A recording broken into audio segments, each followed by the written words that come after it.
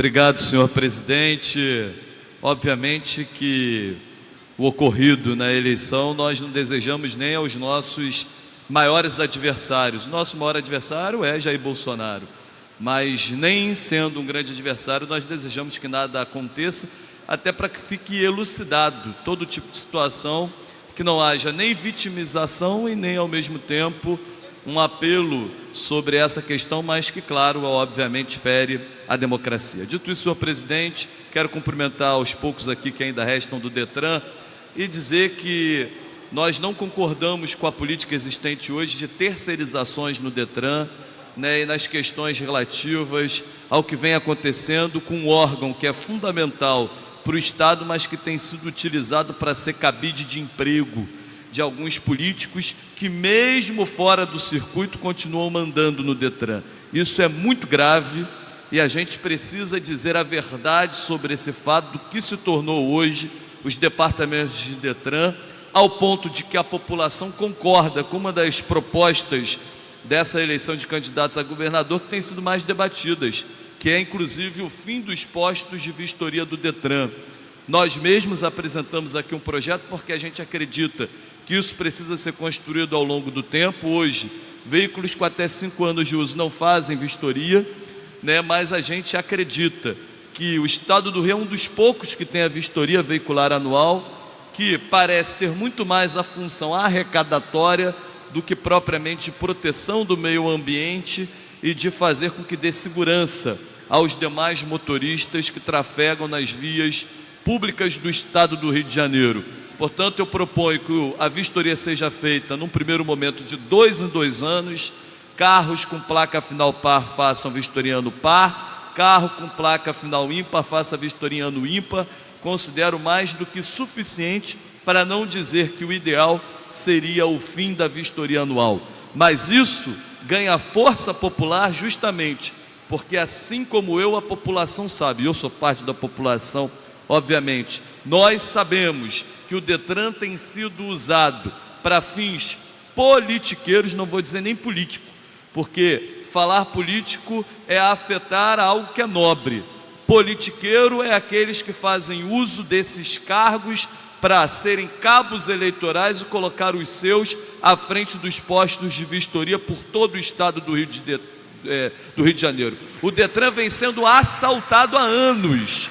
O DETRAN vem sendo assaltado há anos e não é da época do Cabral, não. Antes do Cabral já vinha sendo assaltado e é usado para fins políticos. E tem gente que, fora do circuito político, continua mandando e desmandando no DETRAN. Não sei como. E mais do que isso, um absurdo que se faz, primeiro, com as terceirizações em detrimento dos concursados. Num segundo momento, o que se faz com os terceirizados, porque empresas, muitas das vezes, os quais políticos são donos dessas empresas, e sacrificam a vida do terceirizado. Porque o terceirizado tem nada a ver com o que eu estou falando. A pessoa quer trabalhar, obviamente, todo mundo quer trabalhar, todo mundo quer ter direito ao trabalho. Agora, o terceirizado é usado, porque as empresas se beneficiam e muitas das vezes os terceirizados, deputado Paulo Ramos, ficam sem receber seus direitos, recebem mal, tem acúmulo de função, cada vez menos funcionários nos DETRANs, mas as empresas ganhando a mesma coisa e cortando no serviço para a população. Então, portanto, esse grito ao DETRAN é fundamental, muito mais do que o apelo que é legítimo e que nós estamos juntos na progressão funcional, que é um direito de vocês, servidores. Mas esse é só um primeiro passo, porque para além disso tem muitas outras batalhas que nós temos pela frente, pela defesa do servidor, pelo fim das terceirizações, e havendo terceirização, que os terceirizados funcionários sejam respeitados. Mas só vamos vencer essa batalha mesmo quando o DETRAN deixar de ser cabide de emprego para cabo eleitoral. Bem, deputado Eliomar Coelho, isso tem muito a ver também com o que eu quero falar hoje. Amanhã, 7 de setembro, dia da independência do Brasil. A história do Brasil, contada por alguns autores, até parece uma fábula, Parece muito bonita. Na verdade, não tinha cavalo branco nenhum, eram pangarés mesmo. Na verdade, Dom Pedro não estava de farda, estava aos farrapos, sujo, né, fedorento e assim por diante. Então, nada da independência do Brasil é o que se pinta no quadro, que na verdade é muito mais uma cópia de um modelo europeu para poder glorificar a pseudo-independência brasileira. O Brasil continua sendo um país extremamente independente, com todas as suas dificuldades. O seu povo continua preso muitas das vezes em cativeiros sociais, não só os negros escravos, não só os indígenas que também foram escravizados e tiveram suas terras roubadas, mas todos aqueles que deixaram os seus países para construir o Brasil, né, a pseudo-república das bananas, que nem é da banana, que a banana também é trazida por quem veio de fora. Mas o Brasil não é um país independente, nós estamos longe de uma verdadeira independência. E dentro dessa independência que não existe no Brasil, está o estado do Rio de Janeiro, cartão postal desse país. Nós aqui não somos candidatos a deputado federal, nem eu, deputado Eliomar Coelho, mas o deputado Paulo Ramos é. E eu quero fazer um apelo, né, a todos que são candidatos a deputado federal. Precisamos de um novo pacto federativo. Do jeito que a coisa vai, não vai dar certo. As coisas acontecem nos municípios, as coisas acontecem nos estados, e a União fica lá muitas das vezes soberana e protegida na distância de Brasília, distância para o povo brasileiro, na sua maioria, e fica com tudo e nada dá a estados ou municípios a não ser por apadrinhamentos ou grandes acordões. Isso tem que acabar. O Brasil precisa de um novo pacto federativo. Por sua vez, o estado do Rio de Janeiro precisa de lideranças que defendam os interesses desse estado. E por que digo isso? Porque enquanto não houver um pacto federativo, haverá guerra fiscal. A guerra fiscal só interessa a chantagem do empresariado, digo do grande empresariado. Essa chantagem é acordo com aqueles que comandam a política nacional. Essa chantagem tem que acabar. E para essa chantagem acabar, tem que acabar com a guerra fiscal. Mas, enquanto a guerra fiscal existir, esse estado precisa de lideranças que defendam o Rio de Janeiro, que protejam o nosso povo que precisa de trabalho e que quer trabalhar, que tenham lideranças que briguem pela Lei Candir, que briguem para que o estado do Rio possa receber da União aquilo que de fato lhe cabe, porque é aquilo que a Federação Rio de Janeiro repassa à União.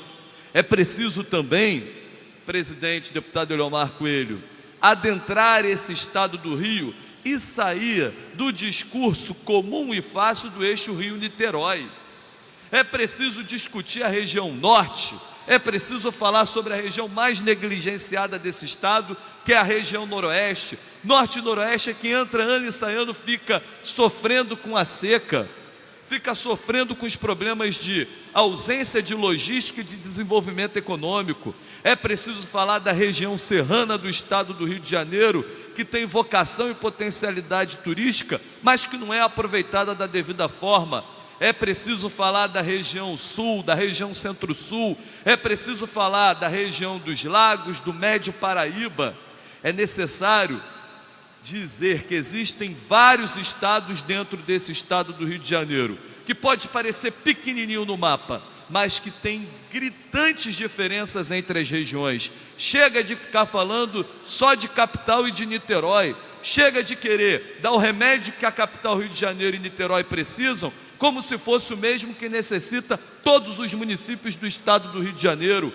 Mais uma vez, subo essa tribuna aborrecido, porque nem na campanha eleitoral os candidatos a governador falam do interior desse estado, nem nas suas propostas se fala de interior, e muitas das vezes se equivoca, achando que o interior do estado é apenas agricultura. O interior é muito mais do que agricultura. O interior é a força da sua indústria, o interior é o potencial de seu turismo, das suas belezas naturais, da sua hotelaria.